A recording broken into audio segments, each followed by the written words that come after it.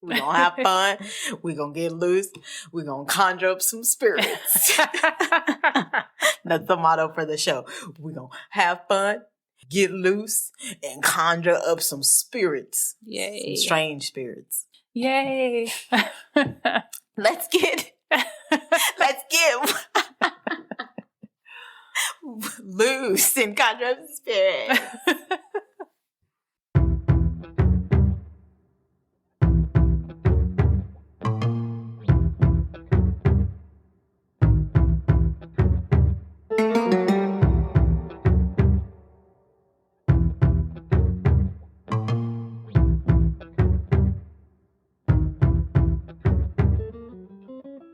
What's up, guys? I'm Britt. I'm Dee. You are listening to the first ever episode of It's a Strange World After All, your one-stop podcast shop for true crime cases, supernatural stories, conspiracy theories, urban legends, and so much more. Yay. So I'll start with why I wanted to start this podcast. For as long as I can remember, I've always been into true crime. And then as I got older, I just got weird. And so I just started watching like videos about like ghosts and alien abductions and all kind of crazy stuff. But I just feel like, why can't we just talk about that? Like, and there are not that many people of color doing these kind of podcasts. This is true. So that's my main reason. I've just been passionate about it for a long time. What about you? Okay. I'm sorry. Why I wanted to start this podcast. Well, number one, I love talking. Yes, that is true. I can confirm this. It's not coming from like a place of like conceitedness. Oh, no, I know.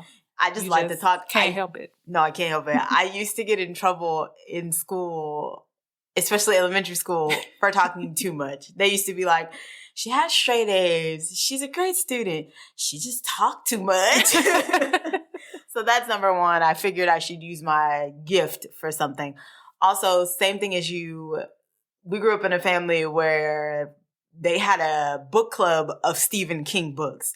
I watched Stephen King's It when I was like maybe 5. Oh my God. I was terrified, but I loved it all at the same time. Also, people intrigue me. I'm really interested in like human behavior and things like that. I am a psychology major. Let it be known. Let it be known. So yeah, human behavior really interests me. Also, supernatural interests me a lot. I do believe in an afterlife. I do believe in good and evil, angels and demons, things like that. I also consider myself an empath. I said it here. You can come for me. Who gonna check me, boo?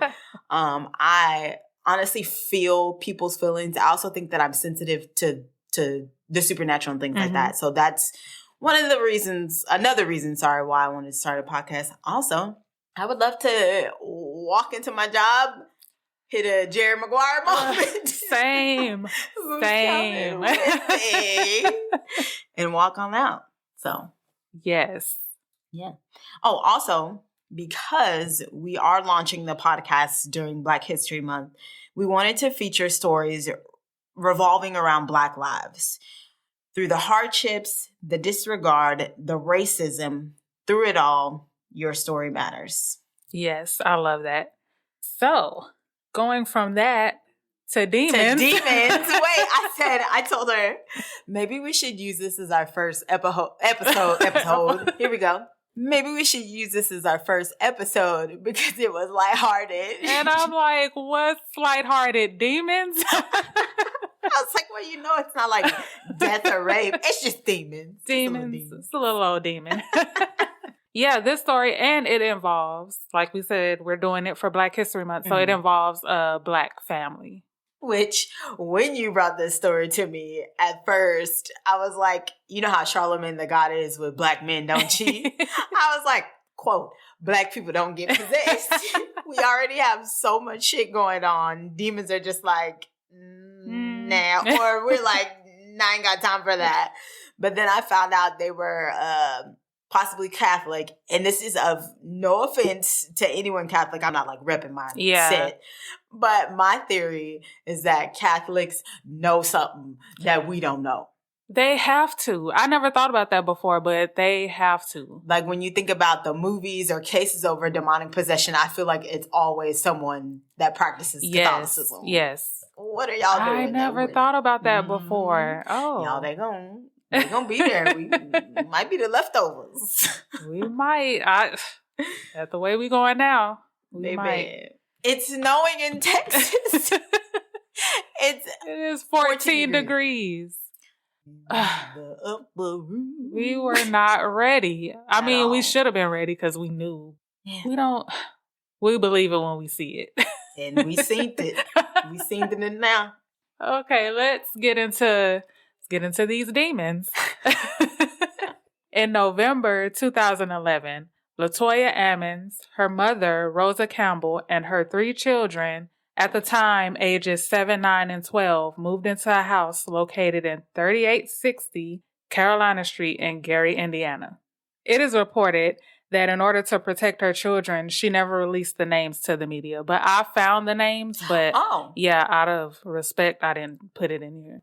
In December, the family claims that horseflies mysteriously swarmed the front porch, like in The Exorcist. Oh, yeah. The flies kept returning even after the family thought they had gotten rid of them all. One day, the flies just disappeared. Rosa, Latoya's mother, claims that after midnight... Oh, I wanted to talk about the flies. Oh, go ahead. It just would have been way more effective. Oh. Yeah. Flies. Horse flies. Yes. What about horse flies? Disgusting. No, I don't know. It just made me think of Angelica because she's like terrified of flies. Yes. And especially like big flies. And I just imagine her standing on the porch looking out at these big ass flies swarming. Oh my God. Shout out. Love you, Angelica. Angelica. Okay. Rosa, Latoya's mother, claims that after midnight, her and Latoya occasionally heard footsteps in the basement and doors creaking. One night, Rosa heard a loud crash in the basement. She told Latoya what she heard and they went to investigate. However, once they got in the basement, they didn't see anything. Would you have gone to investigate? No.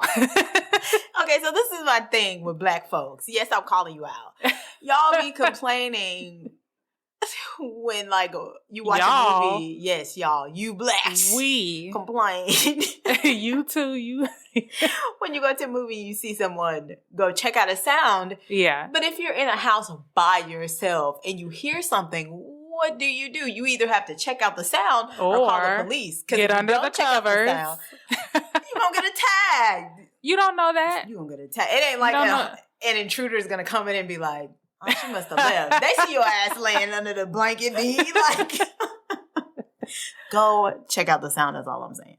Rosa said she awoke one night and saw a shadowy figure of a man pacing back and forth in the living room. She jumped out of bed to investigate. Again, because you should investigate. You better go, Rosa. And found large, wet boot prints. She also claimed she was choked by an unknown force. Now, after that, then just call the cops. Yeah. But you because you getting touched now, so... we getting touched now. That's all. Like Rosa standing in the middle of the bedroom and she's like, you touching? Is that what we doing? We touching? We touching now? Call the cops. On March 10th, 2012, the family had friends over after a funeral. At around 2 a.m., Latoya's 12-year-old daughter was said to have levitated above her bed like something out of The Exorcism. Okay. You walk in, you see Deja. Oh my God. That's her niece.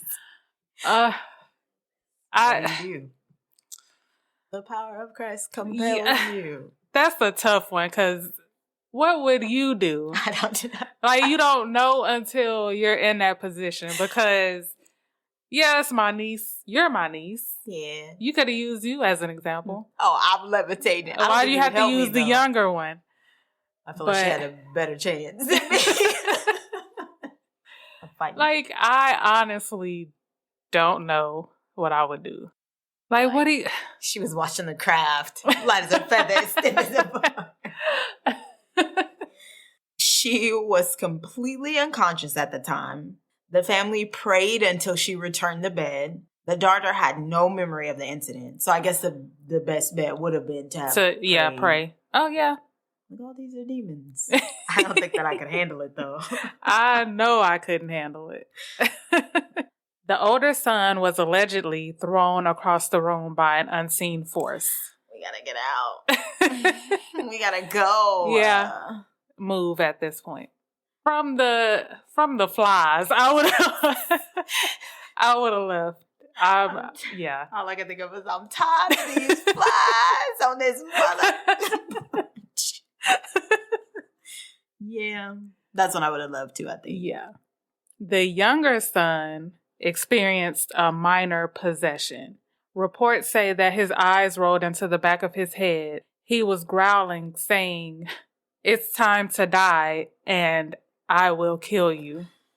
This is really intense. And I don't want people to feel like we're not taking their case seriously, because of course we are. We are. Yeah. We've had things happen to us. Yeah, for sure. Yeah. It's just really intense. And oftentimes, this is for the white people out there. Oftentimes we as Black people take like our pain or our trauma and we turn it into something positive or something funny. So don't think that because we're laughing, we're joking about it. Not at all.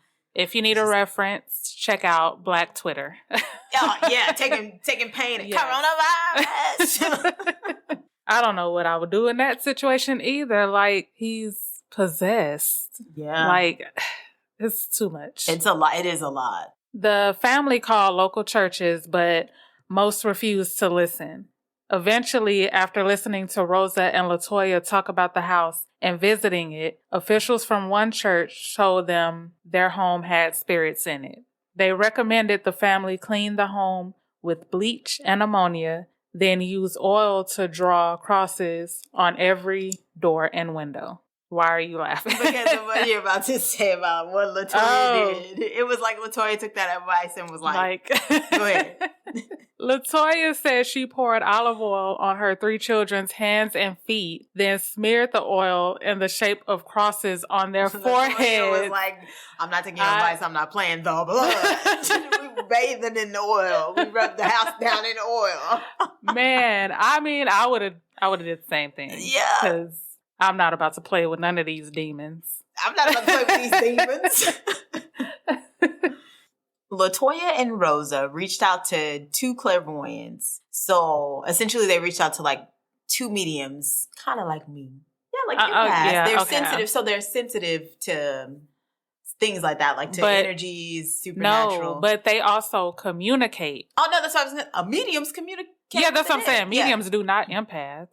No, some empaths, look with it up. Spirits? I'm telling you guys, Google this. Some empaths can, because they're sensitive to like energies and things like that. Some empaths can communicate. Okay, with you learn something new every day. I ain't never said nothing to a dead person, but I'm working on my skills. Please don't. You're the one that bought a Ouija board. Oh, we should have pulled it out for this episode and just put it for energy, like put it on the table. They said that the home had been taken over by more than 200 demons. They were told by the clairvoyants that the best thing to do would be to move out. But like any horror movie about a family who moves into a haunted house, they couldn't afford to move out. 200? 200 demons. 200 demons. That's a lot. Like now that like I'm reading it, and like even when we watched the documentary, I don't think they mentioned Just how like many. how many. Instead, they set up an altar in the basement. Latoya then burned sage throughout the house, starting upstairs and working her way down while quoting Bible scriptures. She claims the smoke was so thick that they could hardly breathe. My thing is, I'm not trying to be funny, did she open the windows when she saged? That's a good question, because it seems like she didn't know too much about it. She was just going by what the clairvoyant said. So if you don't know about it, you wouldn't know to open the windows. You would just sage. Right. So maybe she didn't. Maybe she didn't.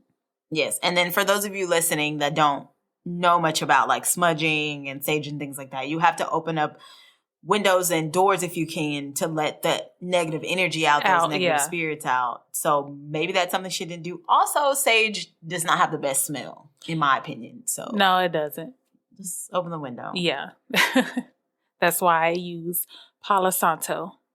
Palo Santo. I still can't even remember the name of that. I was like, what did she say it was? Palo Santo? Palo Pops? I like the smell. And it keeps away like insects and stuff like that. Oh. Yeah. Okay, then I'm going to have to burn the one that you got me. Yeah. Latoya said as a result of burning the sage, nothing happened for 3 days. Then things took a turn for the worse. I had a theory about this.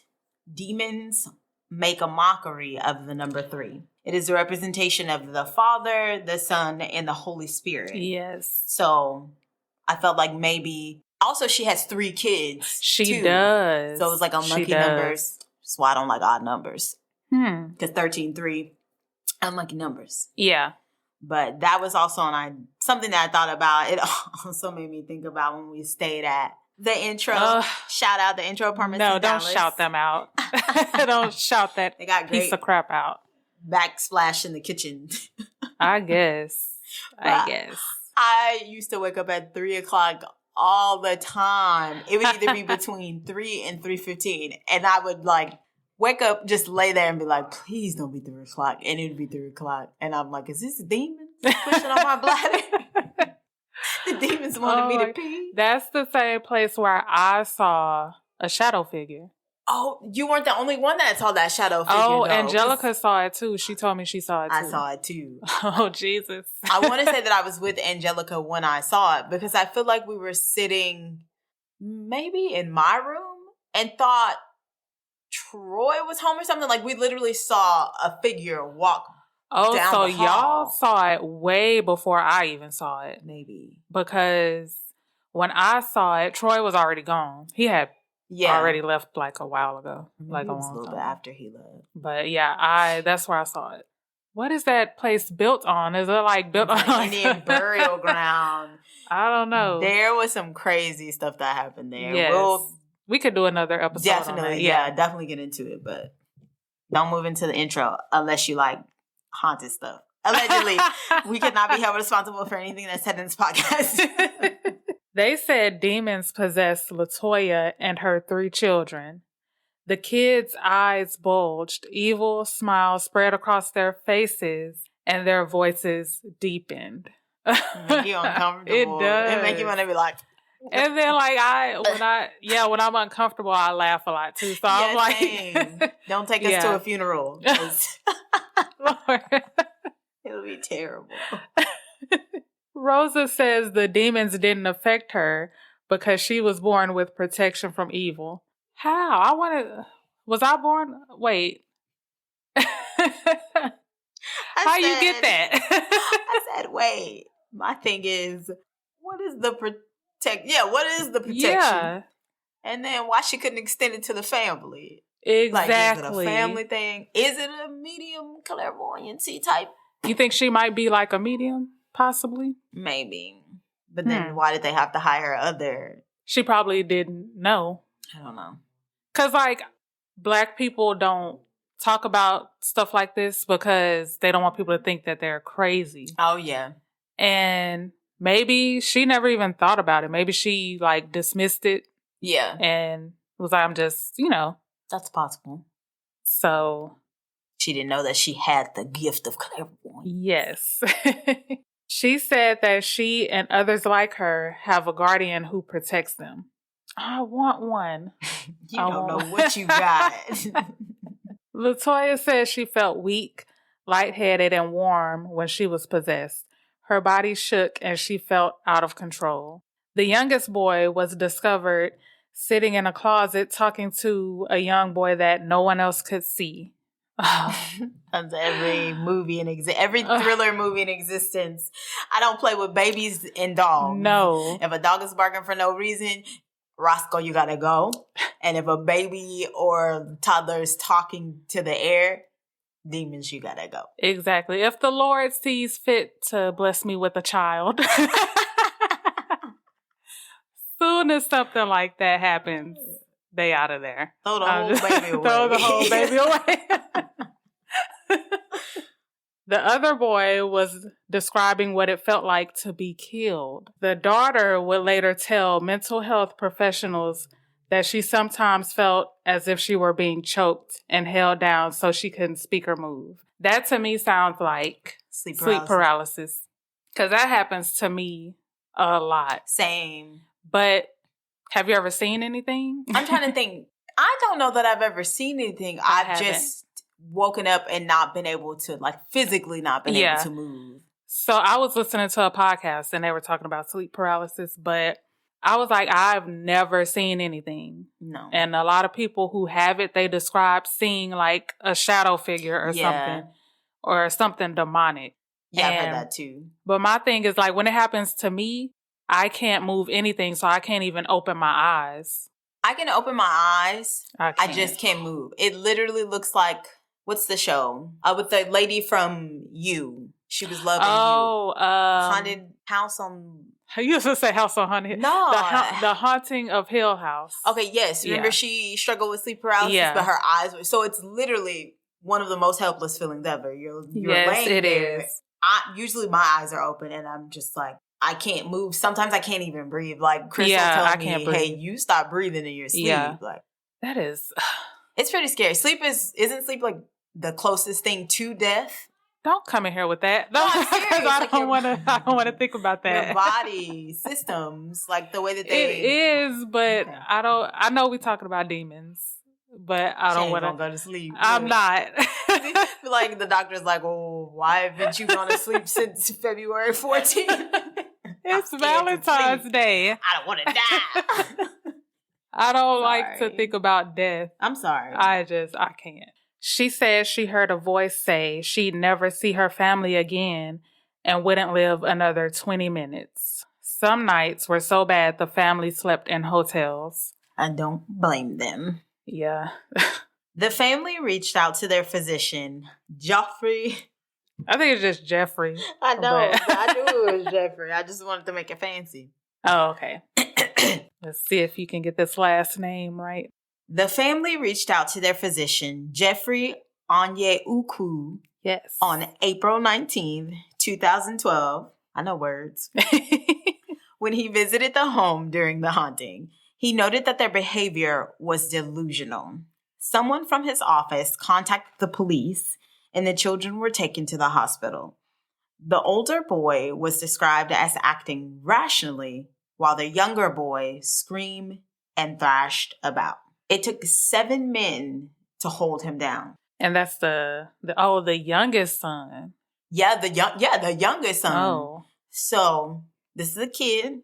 The fact that it took this many adult men to take him down proves that something strange is happening. Yeah. In my opinion. I think that too. Because it's a little boy.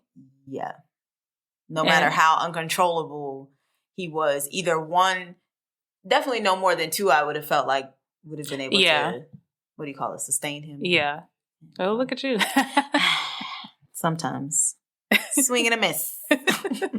Sometime after this, the Department of Child Services, or DCS, is how we're going to refer to them, was alerted on what was happening with the family. They assigned Valerie Washington to the case. DCS believed that the children were performing for their mother. They just thought it was a joke. Or Basically, that like she was just telling them what to do. Yeah. Stories published in outlets such as the New York Daily News reported that DCS personnel Valerie Washington allegedly witnessed the youngest boy walking up the walls backwards. So he then flipped over his grandmother, Rosa, landing on his feet. He never let go of her hand while this was happening. Valerie and the nurse ran out of the room and reported what they saw to a doctor. I'm about to cry. It is intense. When they returned to the room, the boy was acting as if nothing happened. After this, DCS took the children into custody. They determined that the kids were in danger. From demons, not from... Yeah. I mean, they didn't determine that they were in danger from demons. They thought it was the mom. Yeah, basically. So. DCS found that Latoya neglected her children's education by not having them in school regularly. Latoya's response to this was that she could not send them to school because the spirits would make them sick or that they would be up all night without sleep. Jive turkey. Like, what do you think is happening? They got demons to worry about. They don't care about math and social studies. They're like in school, like, y'all, we got demons we dealing with. Man, literally. Literal demons. In April of 2012, the family hired Father Michael Maginot. Yes. He received a call from a hospital chaplain. The chaplain originally asked Father Maginot to perform an exorcism on the 9-year-old son.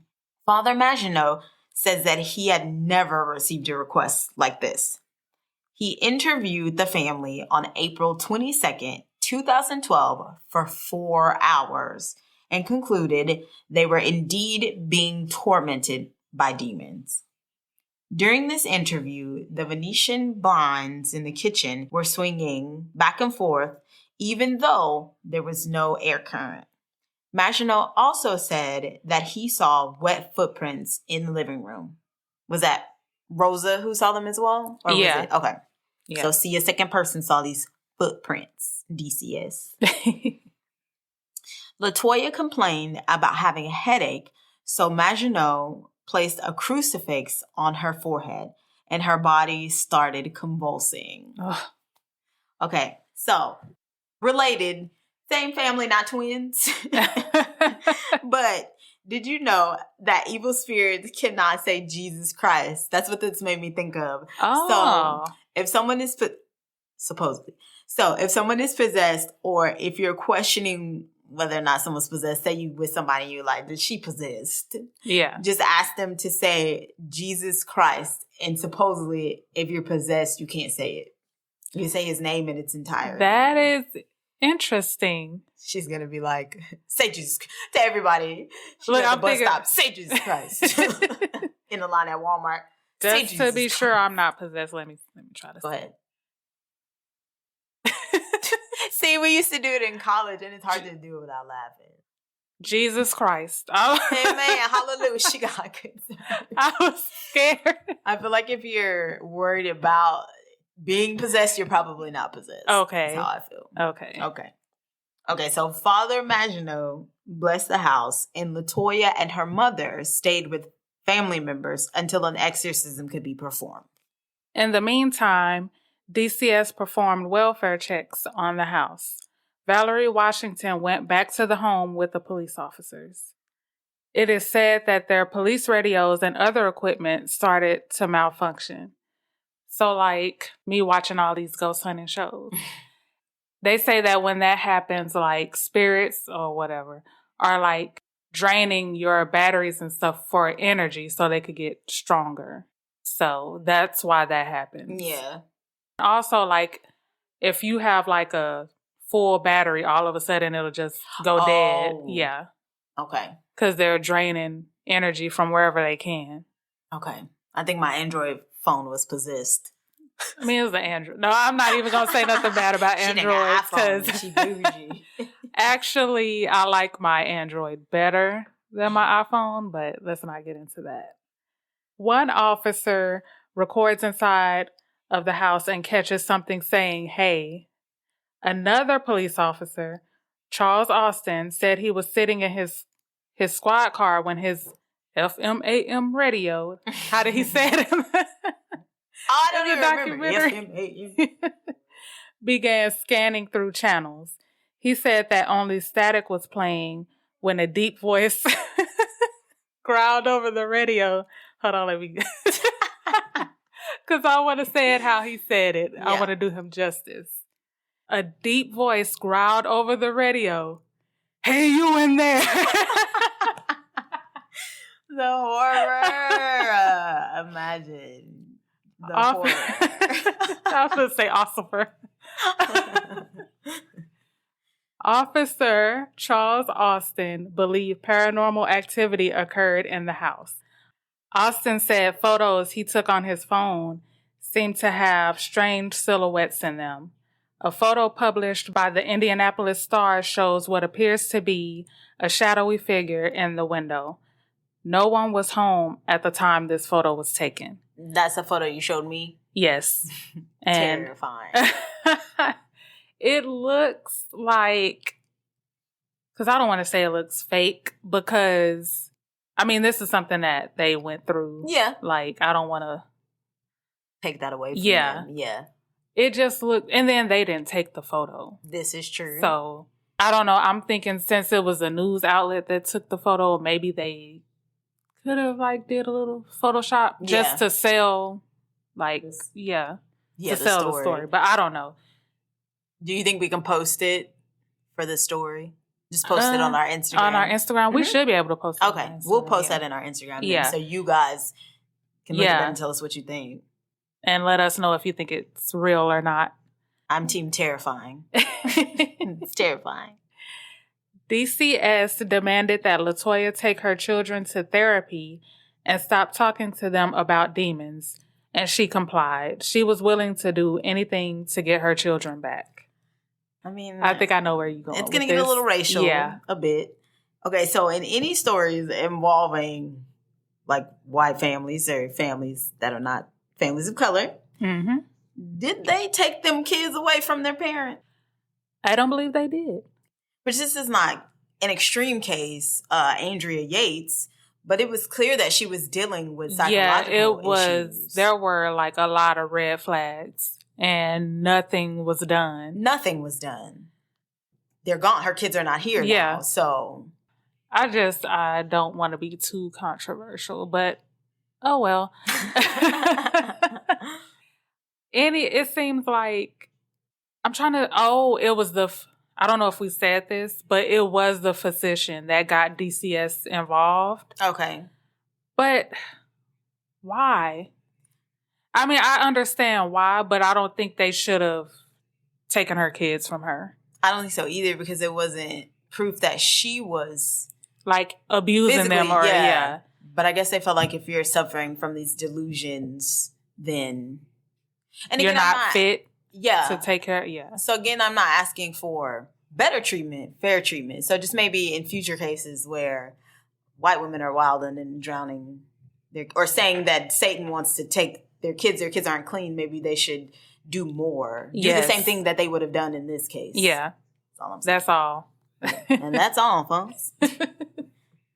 May 10th, 2012, another group of officers investigated the house. Valerie Washington did not accompany them. She said she never wanted to go back to the house. Something happened. I don't blame her. So afraid she did not want to go back to the house. And I don't think she's ever said what happened. Because even in the documentary, she didn't say what happened. Yeah, she didn't say what happened. She just said she was scared. And I think, didn't they say that she moved? Like, she quit her job and she moved. Yeah. So.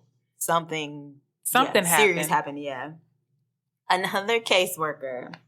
Samantha! Samantha, is it Illick? Illick. Okay, yes. Samantha Illick took her place. Samantha said that she witnessed liquid dripping from the ceiling in the basement. It was ectoplasm. She said it felt slippery and sticky. Samantha also claimed that her pinky felt broken. She was too afraid to continue, so she decided to wait outside. Samantha had a string of medical problems after visiting the home. A week after visiting the home for the last time, she got third-degree burns from a motorcycle. Within 30 days, she broke 3 ribs jet skiing, broke a hand after hitting it on the table, and she broke her ankle while running in flip-flops. Why she was running in flip-flops, the world may never know. I feel like this is just Samantha. Yeah. Because she looked like she'll be... Like, she was in a documentary. She looks like she runs in flip-flops.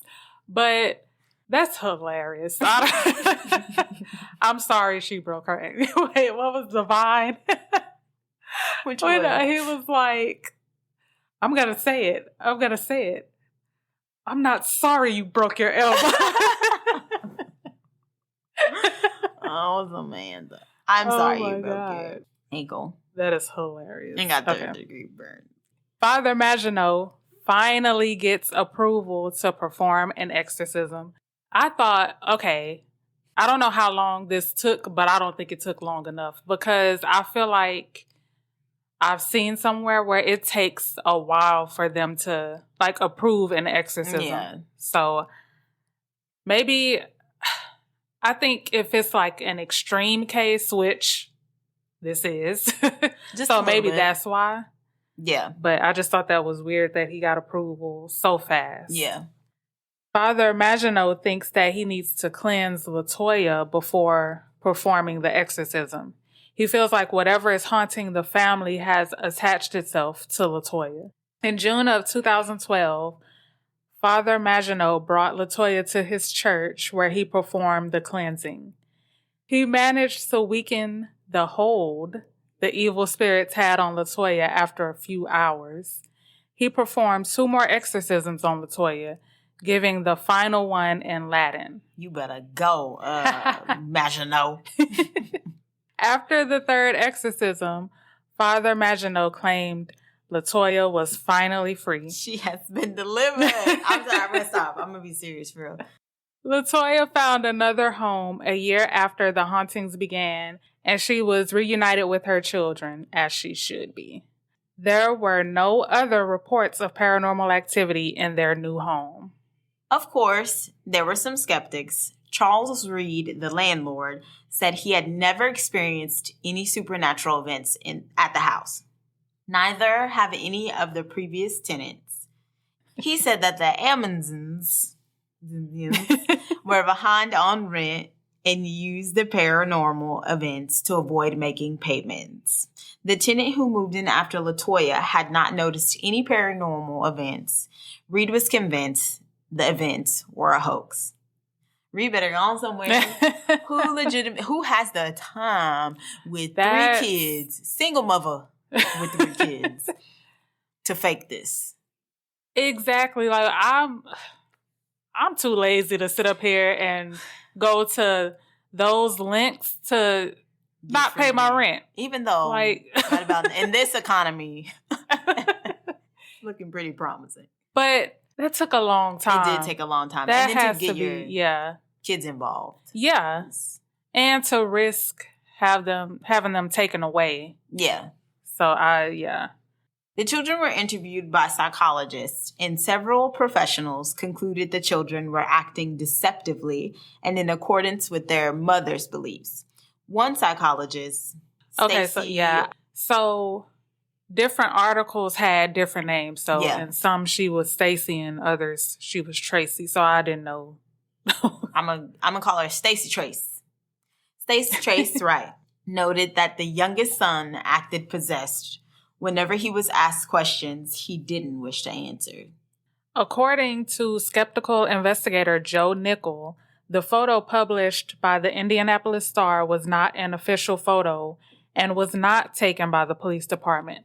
How did he know that? Like, how would you... I wasn't going to include him at first, but then I was like, his name sounds familiar. Mm-hmm. So you remember when I was watching the old episode of Who Remembers Sally Jesse Raphael. So she had a family on there that the mom and the dad were claiming that they were getting like sodomized and stuff by ghosts. That's the same family from the movie Haunting in Connecticut. Yep. So he was on that episode, The Skeptic.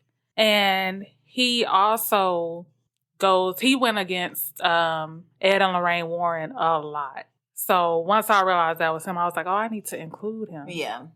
I don't know how he knew that wasn't a real picture, but he also interviewed many witnesses and concluded that there were a number of non-supernatural explanations for the claimed supernatural events. Okay. I was going to say maybe he debunked it. Yeah. Maybe he like recreated it or something.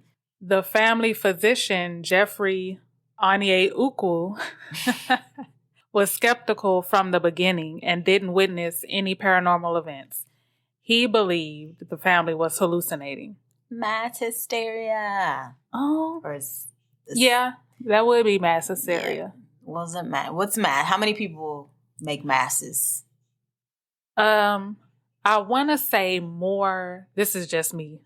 These are my facts. Opinions. These are my facts. I would say more than 2. Okay. Because there is a term for when it's 2 people. Yes. What is it? I couldn't remember. Because I remember there were these twins. Yeah, and they were like running into traffic and stuff like that. Like one of them killed her neighbor. It was crazy. But yeah, it's a term for when it's 2. Folle à deux. Yeah, that's it. Madness for 2. I did not take French. I took Spanish. So I took both. So how do you say it? You said it right. Ooh. This demon house was demolished January 19th, 2016 by the owner at the time, host and executive producer of Ghost Adventures, Zach Bagans. Zach Bagans. He released a documentary in 2018 called Demon House, where he explained that the house was just too evil to leave standing. The documentary is interesting. It is. It was interesting. I mean, if y'all are interested in the case, I would watch it to get like a better understanding because, I mean, pretty much everybody was in the documentary except for Latoya and her kids. Yeah, like her mom was in there, the officer. Ossifer. Like pretty much all of the officers and caseworkers, they were in the documentary. So I will watch it. Yeah, it was... Just prepare yourself. Yeah, I would have an open mind. Yeah. I wouldn't be expecting it to be one way or the other, completely a hoax or completely... True. Yeah. Haunted. That's all, folks. We would love for you guys to get in on the conversation. So be sure to follow us on Instagram at It's a Strange World Podcast and on Twitter at Pod Strange World.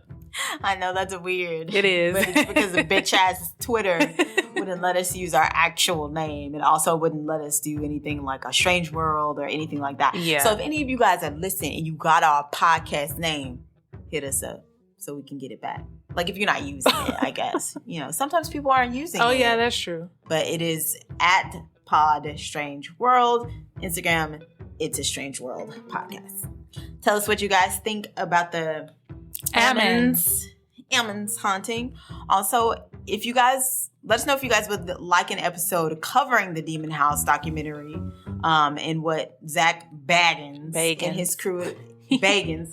I mean, I think somebody pronounced it Baggins. So, like, there was a clip from, like, Inside Edition or something, and she was saying Baggins. So, it maybe Zach B. Yeah. Because that's how he was dressed. And his crew, what they experienced, that was so terrifying that he had to demolish the home. Allegedly. I have my theories, but... Yeah, just let us know. We could even maybe do a watch party if enough of you guys are interested. That would be fun. Yeah, let us know.